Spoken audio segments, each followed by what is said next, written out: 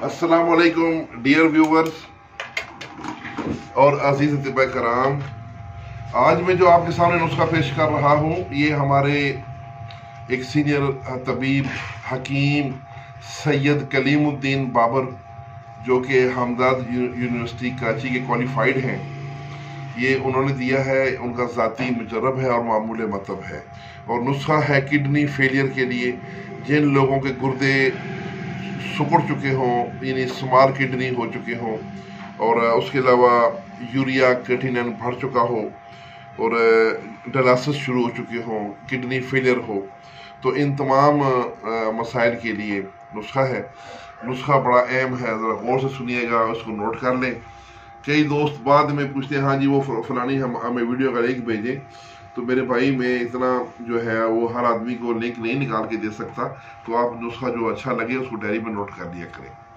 तो नुस्खा कुछ यूँ है कि संदल सफ़ेद 100 ग्राम, तुख्म खरबूजा, तुख्म तरबूज, तुख्म खयारीन, इनके जो मगज़ हैं, और तुख्म कद्दू, ये चारों जो है मगजियात, ये इनके मगज़ लेने हैं।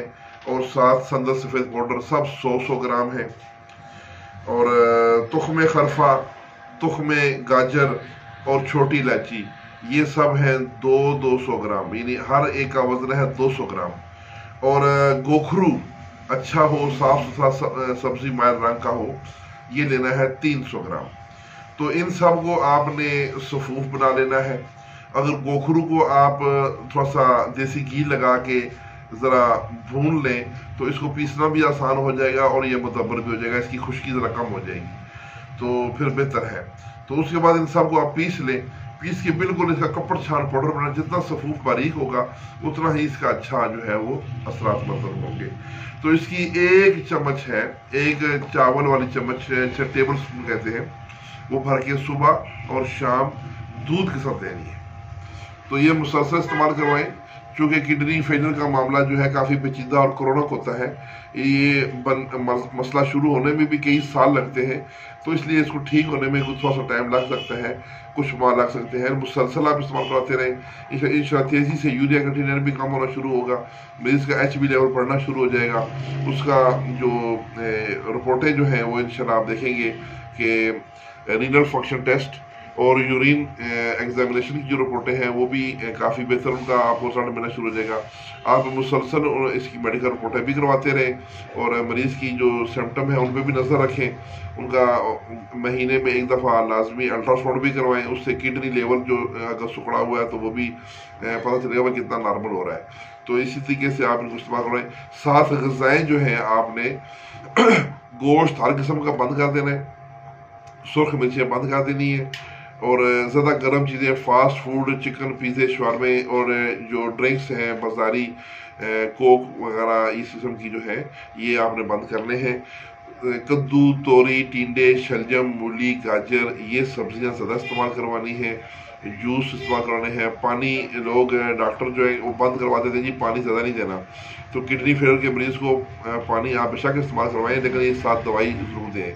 तो रेगुलर ये दवाई देते रहें, इंशाल्लाह मरीज़ जो है वो दिन ब दिन बेहतरी की तरफ जाएगा। ये नुस्खा अनाड़ी या नो आमूज़ अतिबा कराम को इस्तेमाल करने की इजाज़त नहीं है। उसकी वजह ये नहीं है कि नुस्खा मुश्किल बनाना, सिर्फ पीसना है और बनाना है।